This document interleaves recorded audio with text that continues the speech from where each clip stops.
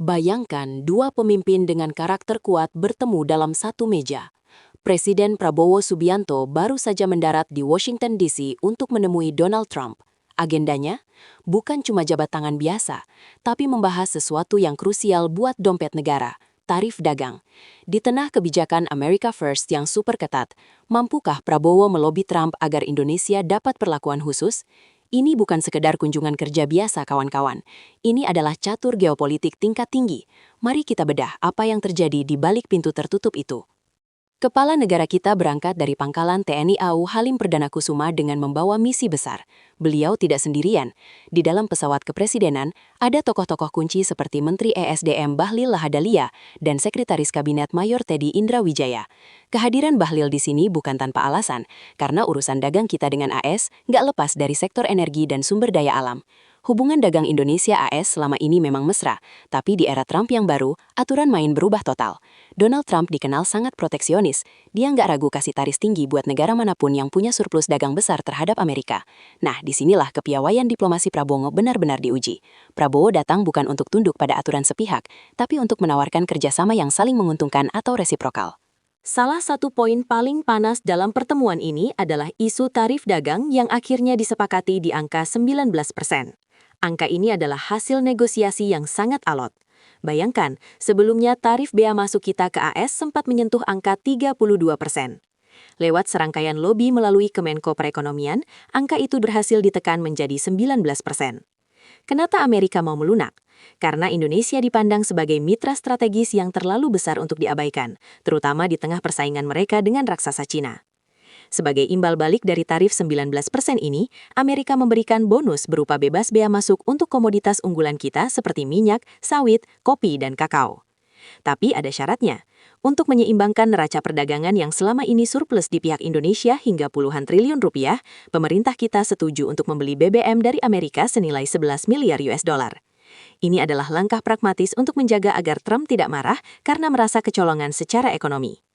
Nggak cuma soal urusan perut dan tarif dagang, agenda Prabowo di Washington juga menyentuh isu perdamaian dunia.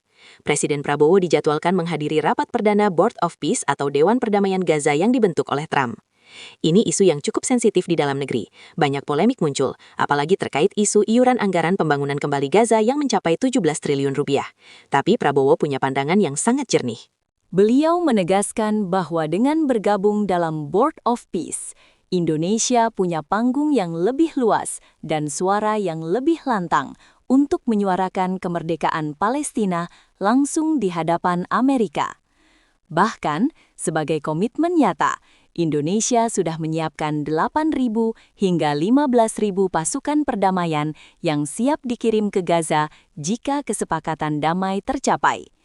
Ini adalah bukti kalau diplomasi kita bukan cuma soal angka di atas kertas, tapi juga aksi nyata di lapangan. Pertemuan ini mengirimkan pesan kuat ke dunia internasional.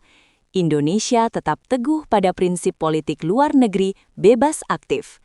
Kita bisa berteman erat dengan Rusia dan Cina, tapi di saat yang sama kita bisa duduk sejajar dan bernegosiasi secara tegas dengan Amerika Serikat.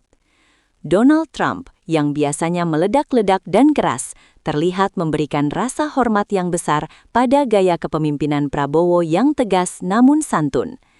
Keberhasilan negosiasi tarif dagang dan peran aktif di Dewan Perdamaian Gaza bakal jadi napas baru buat para pelaku usaha di tanah air. Tujuannya satu, agar produk kita nggak kalah saing dan posisi politik kita makin disegani di kancah global. Jadi, apakah tarif 19% dan bergabungnya kita ke Board of Peace ini adalah kemenangan besar bagi Indonesia? Ataukah ini awal dari tantangan baru di bawah kebijakan Trump yang tidak terduga? Yang jelas, Prabowo sudah menunjukkan kelasnya sebagai pemimpin yang berani pasang badan demi kepentingan nasional. Bagaimana menurut kalian? Apakah langkah menyeimbangkan neraca dagang dengan membeli BBM dari AS sudah tepat? Tulis pendapat kalian di kolom komentar.